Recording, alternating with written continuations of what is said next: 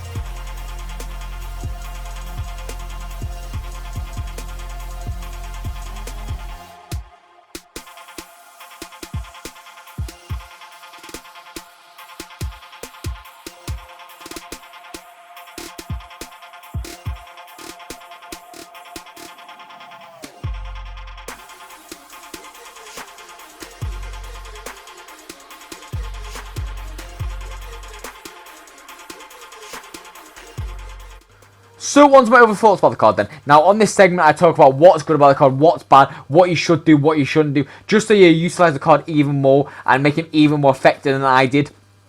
So, first to me is that 5-star. What more can you really say? The 5-star weak foot is really good. The 5-star skills, obviously with the technical, with the agility, he moves so nice. And look at stuff like that. He moves incredibly nice with the ball and it's just amazing. Now, next up me is the pace. Now, although he's not the fastest of cards, he's got the quick step, he's got the technicals when you use R1 dribbling, even if he's not got the pace. He just moves and glides so nice on the ball, and it's just amazing watching this guy play. And honestly, watching him in real life, and now watching him as an icon of FIFA, it's just, oh, look at him play. Anyway, next up for me is the shooting. Now, although it's not the most consistent of shooting attributes, he doesn't really miss that many chances. Maybe it's because he's such a high caliber icon and he's got a lot of play styles to go with it, like the Trivela and stuff like that. The finishing doesn't feel like an issue. The shot power a little bit does. The composure, again, doesn't feel like an issue. Overall, the shooting is very consistent for what it says it is. Now, the passing, again, as you've seen, he's got 18 assists for me in 9 games. Now, maybe that's because Haaland's just so good at his job, but his passing still felt really good, even on that long pass, especially with that incisive pass trait that he's got. Really, really nice, and it just goes together really nicely. And when you add together those technical dribbles with the 5-star skills, with the 5-star weak foot, and then you get it into Haaland or a really good striker, like a Morgan even, if you need a cheaper striker. Really, really good, and then they can just finish it for them. Like, he really does pretty much everything else. It's amazing.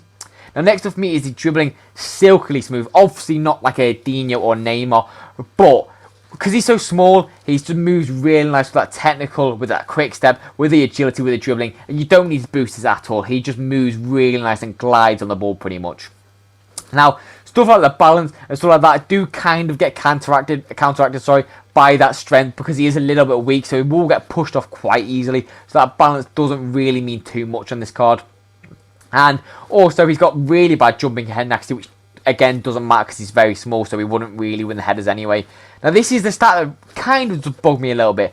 So, because this card's so good at most things he does, I would want to play him as a cam. But he has got very low stamina, so you either have two options here. You don't play him as a cam, or you bring him off around the 70th, 80th minute, and you have him on stay forward. Otherwise, you're not going to last. Which I would probably recommend the second option mainly, because I feel like there's a lot better options as a striker than Ribery, but as a cam, there's not really that many.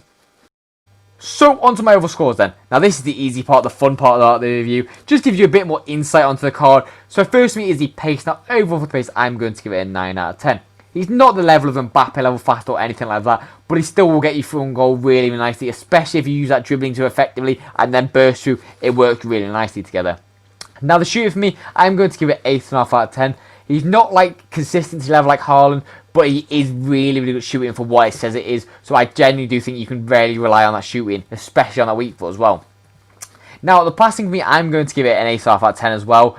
Obviously, you can have some improvements on the long passing, stuff like that, and maybe a few more like long pass trait and stuff like that. But with that being said, he does have the incisive pass trait, and he does have good short pass and vision, so you can't complain too much.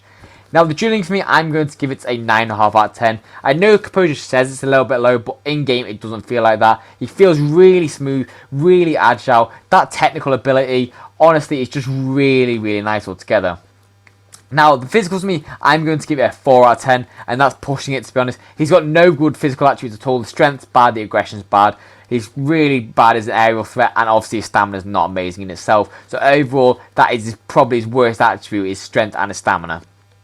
Now, on overall score for me then, I'm going to give this card a 9 out of 10 for the start of the game. I do think it's really, really good, but obviously there is probably better cards. But for value, he is really, really good, and you can't really knock the card that much. So value for coins, I'm going to give him a 6 out of 10, because I do think you could probably get better for value. But he is just a really cool card to have, since obviously he's not even been playing that long. It's been amazing. But that's all for my view as always. I hope you enjoyed. If you did, please do subscribe. It generally does mean a lot. But I've got nothing more to say, so I'll see you in the next video, and peace out, guys.